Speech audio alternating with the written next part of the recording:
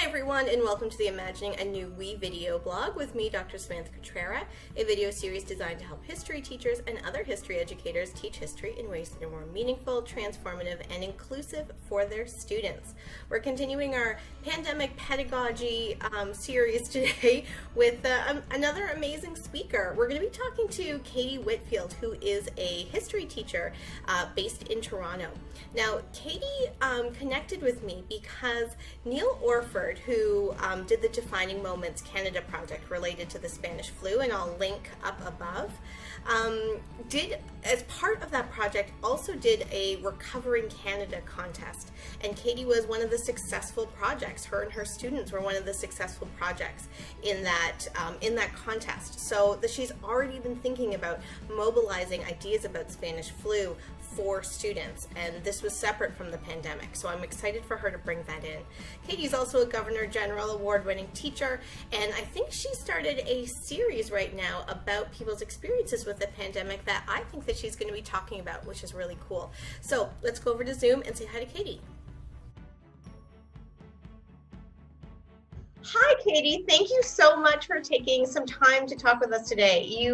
I know that you've been so active in the work about the Spanish flu a couple of years ago, and now you're still active in thinking about pandemic stuff. So I think it'll be really great to talk with you today. Thank you for taking the time. Thanks for the opportunity. I'm looking forward to sharing with you today. Yeah, definitely. And all the links to your projects and stuff will go below, so people Awesome. can follow along, which is great. So I've been asking everyone three questions. The first is whether or not you think about history any differently because of this moment. Because I have, but some people have said, like, I'm already doing social history, or I'm too busy. What do you think? Are you thinking about history any differently? I think that I always love as a history teacher to seize a defining moment. So when we've got an opportunity, I see that this is an opportunity that is ideal for critical inquiry. And my Master's of Education degree is focused on history education and inquiry. So the two of these things blending together creates an entire treasure box of how we can sort of take this learning moving forward. Right now, we're living history. Our students are living history in a way in which they've never lived it before. And as the history unfolds, it becomes even more relevant and more relatable as the pandemic moves on. And I think that it creates an interesting parallel narrative to our own lives. I usually stop my day to listen to the Prime Minister's message, followed by the Premier, or followed by any other medical health officers' reports throughout the day. So different points are punctuated in that way. But I also think that it is an amazing opportunity for students and adults and scholars to be doing historical thinking and fieldwork in our own spaces. Often we're out doing that work outside, whether on an archaeological dig site, in a library, in an institution. But the opportunity to do that connecting and to reframe how we look at what's around us, I think is really exciting for all of us. And in this movement of sort of engaging and doing historical thinking in real and relatable ways, primary source evidence is surrounding us at all points. We're looking at what is historically significant. Is it more significant to me because it connects to me more personally, or on a broader world scale, are we connected in different ways than we ever would have been? And also, we're seeing, particularly, what's been most interesting to me is sort of the emphasis on women and women's leadership throughout this. There's been a lot of news articles about the leadership of the chief medical health officers across the country, both provincially and locally here in Canada, and also around the world. Some of the world leaders, the Prime Minister of New Zealand, for example, is getting a lot of airtime in terms of her leadership through these crises. So I think it allows for us to engage with big questions, to dive into even bigger inquiries, and to connect with other subject areas in multidisciplinary ways. I'm not an expert in pandemics. I'm not a scientist, but I have a real interest in how movements of different kinds, whether they're disease or social movements, allow for us to engage our students who may not be so keen on history from the start to actually find a connection to the subject area. So I think that that we're only beginning to see how the treasures that are kind of unfolding about this learning and where this is going to take us as we move forward. Yeah, I mean, I love so much of what you're saying. And when you said, like, we so often will look outside to, like, outside of ourselves to do this kind of learning, I think about Christina Llewellyn's interview earlier this week about oral histories and how we can talk and listen differently in our homes right now. I also really appreciate that you bring up women's leadership during this time, because Neil also did that, obviously, in talking about nurses during the Spanish flu. And that led to a reference in one of my videos about how important it is to recognize care work and women as this foundation of how society functions. And I think a lot of people are feeling that and seeing that in different ways now, because everything is so centralized in our home. So yeah, thank you for that. Yep. And I also think that our young people are starting to see themselves represented. I mean, as I do my sort of social distancing walks around the neighborhood, I've been sort of photographing chalk drawings on the wall, pictures in windows. And part of the documentation of that is students seeing either within their own families or within their own communities, how their communities are coming together to resolve this. I saw a sign on a signpost yesterday of a block that was saying, we've created an online Facebook community group in order to help each other. And I think that is really showing our young people, like how it doesn't take a famous person or someone who is the leader of an organization to create a movement of kindness and sharing, but rather a small gesture is something that is just as important as we look at how we sort of record the narrative of this history. And I know last week, some people were posting online on some social media, a Facebook post to say, well, a year from now, I want to remind myself this was the gas price. This is how many people had been impacted. And I think that part of that is like really a marking of the time. I think we do that in photographs and on different social media, but it's been fascinating in the story collection that I've been doing, hearing from young people in Istanbul having the same reactions to social distancing as someone in Adelaide in Australia, as someone in Salt Spring Island in British Columbia. And so sort of reactions are really common. So that idea of how we're more alike than we are different in these times of crises, I think is another opportunity for us to really consider. My own students have been participating in the story project as well. And I think it comes down to the big questions we ask. If you ask the right question and you provide a gateway for an opportunity for someone to share their story, that story comes out of a space where it may never have been released into the universe, and into the conversation. And some individuals have shared sort of the catharsis of reflecting. And I know that that's kind of a more old-fashioned idea of like writing a journal or writing traditional letters in the ways in which people would have done during the Spanish influenza. How would we have communicated without social media at the time? But even some of the project work we've been looking at this week is the Guelph Museum asked last week, if you were to curate a museum on COVID-19, what would you put into it? And that provocation came from Twitter. And now a whole bunch of us are creating a series of projects to engage our students in creating that record. So what will that look like? Probably a digital online exhibit. And it's taking even museum education to a different level.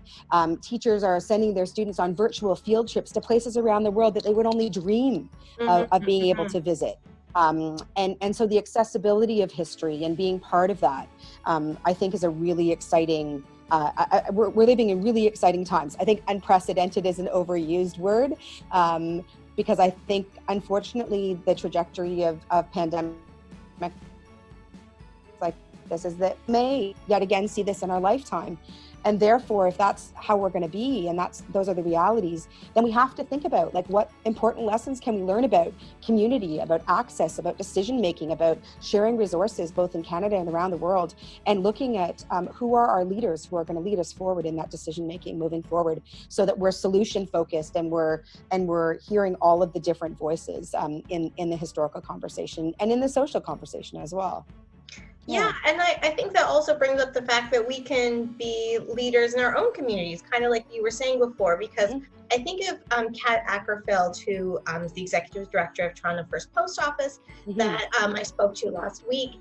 And like, she's running a small museum. And if we want to be leaders in our world and saying things like arts and heritage are important, then it's also up to us to engage those different sites. And I love this idea of teachers being able to take their students on these field trips to places around the world. And I also want to encourage viewers to look at the small museums too, because those ones, first, they might actually have a lot more capacity for innovation if there's only a few people, but also because we want to keep those smaller community stories growing as much as we can during this period. So, and I think that can I just add one point there of sort of engaging the artist community as an extension to that. There's been lots of opportunities where artists and writers and musicians are using historic spaces as well. And so to engage them as other partners in this conversation, I think is really important, particularly as they're a group of individuals who are really experiencing hard times.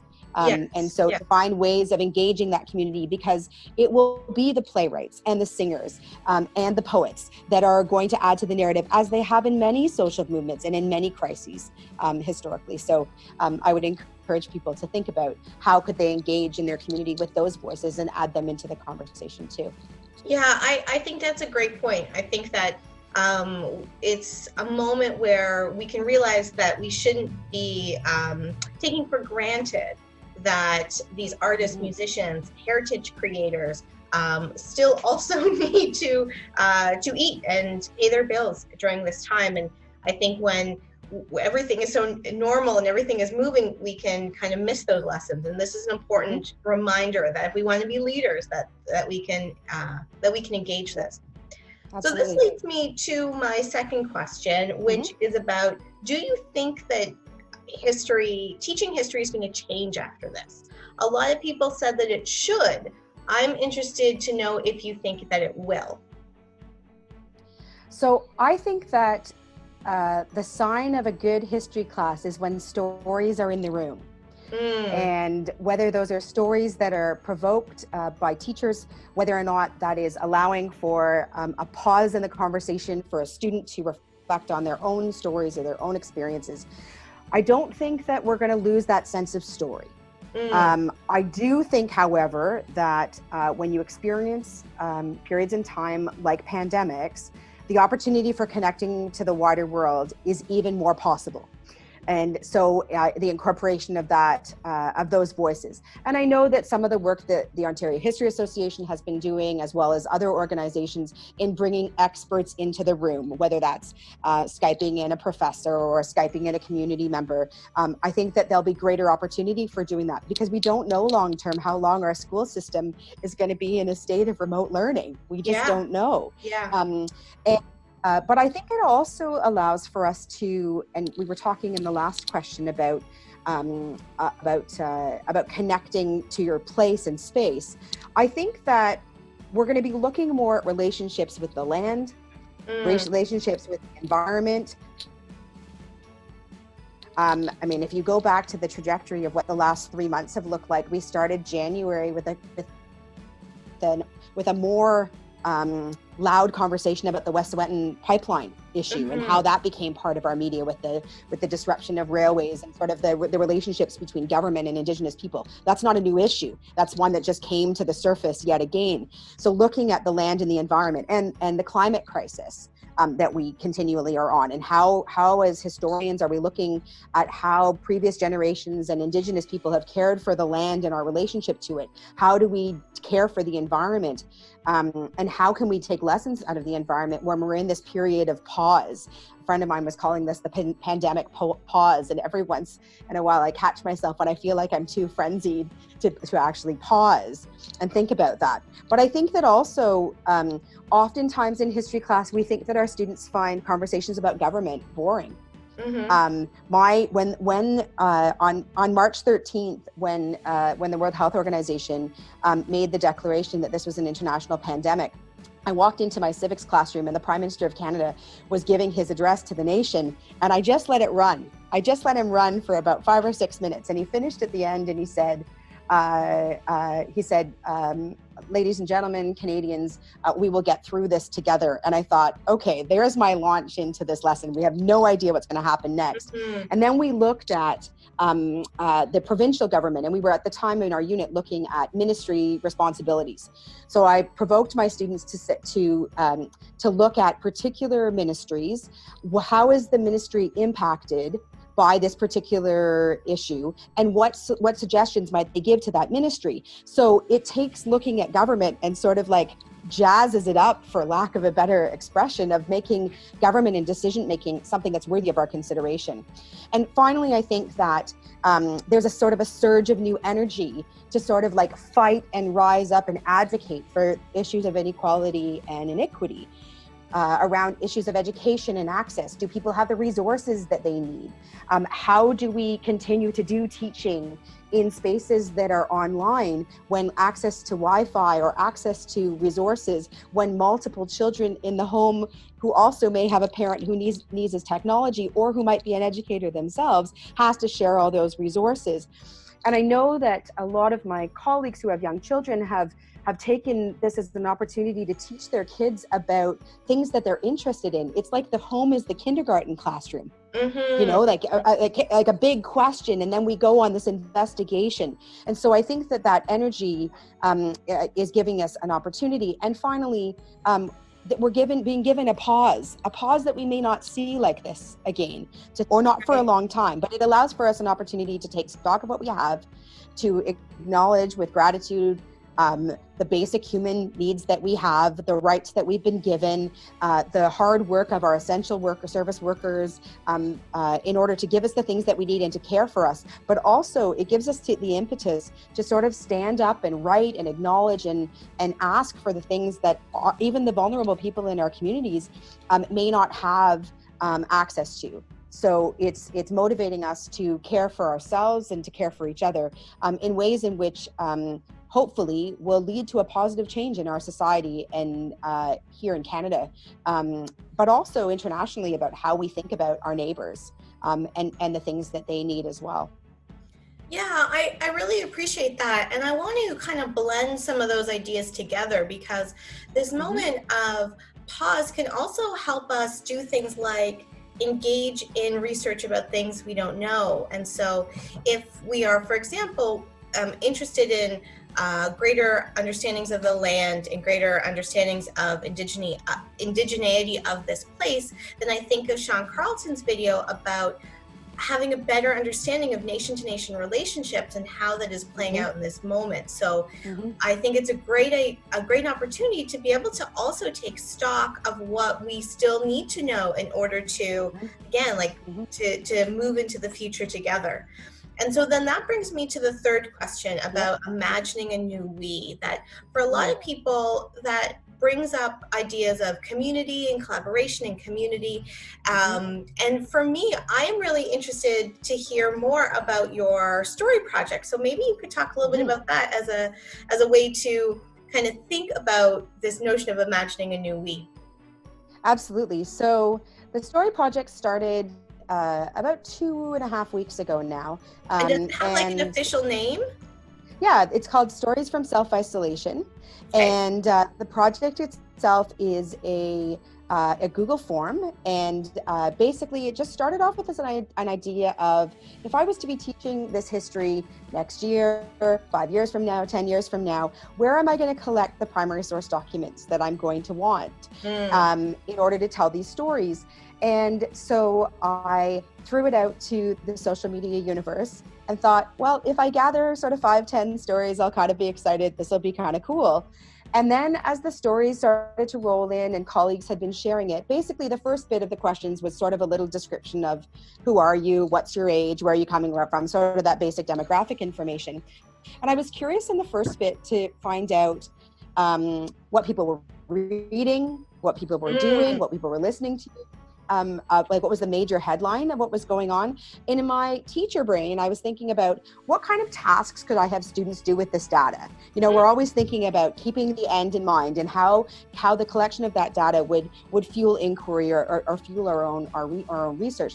And so in addition to that, there were questions about how people were spending their days. So that was sort of the first bit. The second collection of questions is focusing on settling in and staying home. And this particular set of questions is focusing on, do you have personal family connections or relational connections to essential workers? How is that, how is your relationship with those individuals impacting your day? How, now that we're being asked to stay home, how are you accessing your groceries and your food and other services? But how are you also helping local businesses? And then in addition to that, some of the questions are asking, some little interesting things like, what's your go-to snack? Which I think is quite interesting as we're looking at sort of the pop culture around this. I'm quite fascinated by that. I was looking for a lot of really cool, like, people are saying, oh, I can't go out and get a snack. Yeah, so my snack, I would say, are some Cool Ranch Doritos and Diet Pepsi. Those are like my standards. But I also have been eating a lot of gummy worms. That's something I would never buy, but it's kind of a luxury at this time. I'm not sure why. But anyways, and so this last bit of the questions are also asking about, have people's attitudes changed in terms of the pandemic as we sort of settle in? Looking at opinions around social distancing, looking at opinions about sort of following regulations, looking at quarantine and so on. So, so far we have 177 responses. They come from all around the globe.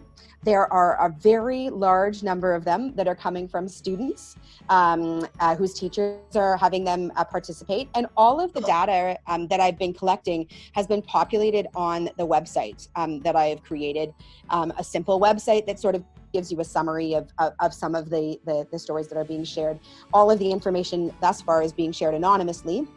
But the idea in the end is to create a resource, sort of a source book of sorts, with the permission of the participants, so that could be shared within the school system here and around the globe for people who are interested.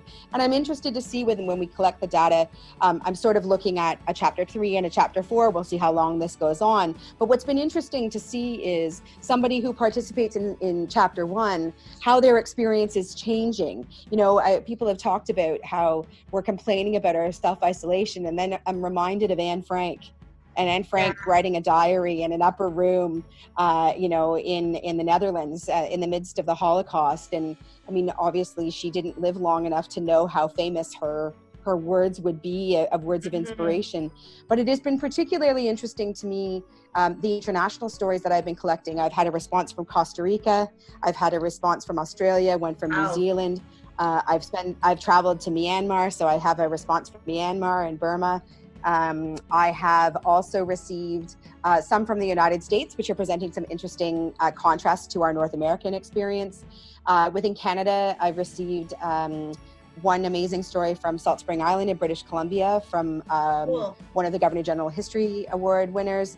And then within sort of Ontario and parts of the Maritimes, a colleague of mine, his father is leading the medical charge at the hospital in Truro, Nova Scotia. And so it's so interesting how the sort of fabric of these stories are coming together.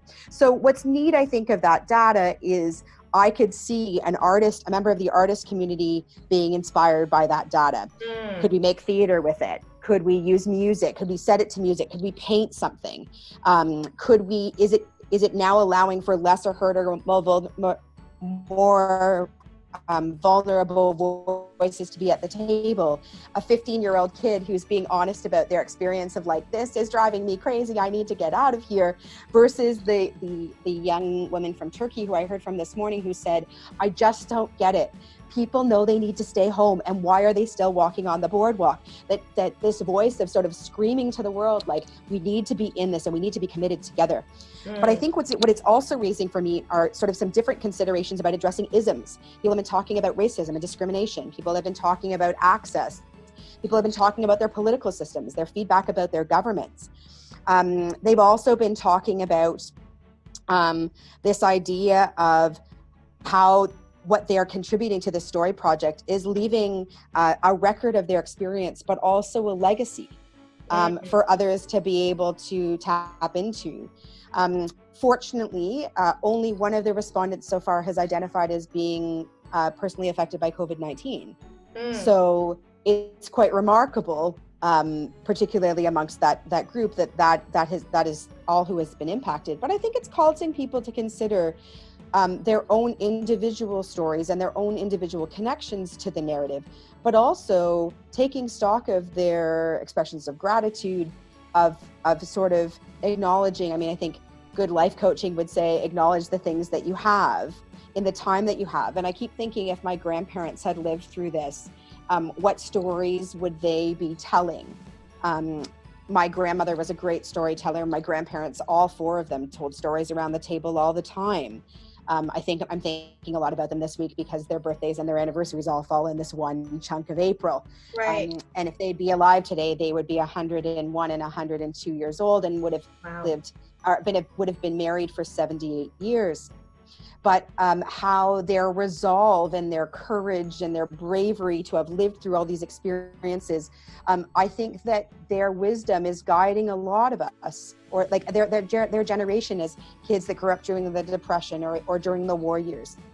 My dad and I were talking about this, and he said, you know, our generation, even his generation, my dad is 71, he said, even our generation hasn't had to experience something of this magnitude. They've obviously lived through sort of some international conflicts around them, the Cold War and so on and so forth. But this is going to be really defining, I think, about how we look at the world. A colleague said one of their students is describing as this, potentially we're going to talk about pre and post pandemic as sort of how events happen as a course of history,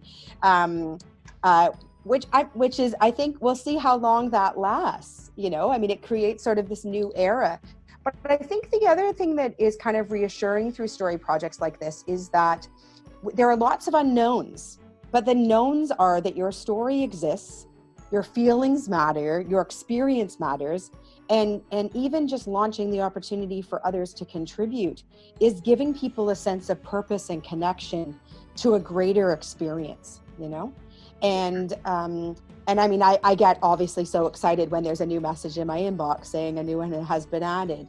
But the diversity of the responses and to your question about imagining a new transnational we, the similarities that I'm finding in the stories, the access in the space to share those conversations, even posting the list of what we're all reading, and connecting that to the second question, sort of about how are we pausing and sort of rethinking. This is a really exciting opportunity for us to not be so dwelling on, you know, the isolation and the sadness, but what opportunity does this give to us as educators and as people who study history to engage people in doing that historical thinking work so that future generations can learn that we got through it. In multiple different ways. Some days we're up, some days we're down. But that those experiences that we have potentially may be used to inform policy in the future, how communities operate and exist within themselves and in the broader conversation. And that perhaps that we may, just smile a little bit more when we pass the people down the street, or that we'll make greater connections with our neighbors and our friends and with people around the world, connecting students and scholars and so on. I'm hopeful about it. And I think that this is an exciting time. Yeah, I and it's interesting for those of us where it is spring right now, for this to be happening during spring, because I think spring is always a time for us to kind of regroup and to reassess and to be able to see things growing and to be able to see this new layer of beauty. And I really appreciate your responses, because I think that really echoes spring. So thank you. This has been really fantastic. I think that you've provided so many really helpful suggestions, but also some really transformative ideas for people to think about. And all the links, of course, that you have talked about will be shared with all the viewers. So hopefully you'll get some more people responding. And it would be really great maybe to touch base afterwards and to see what came up. So thank you. This has been really, really great. Yeah, I've been really thrilled to be able to talk with you today, and I'm really excited about adding more stories. I'm particularly excited about stories from different parts of the world. So the international listeners, I would love to hear from you. Yeah. Thank you. Take care. Bye-bye.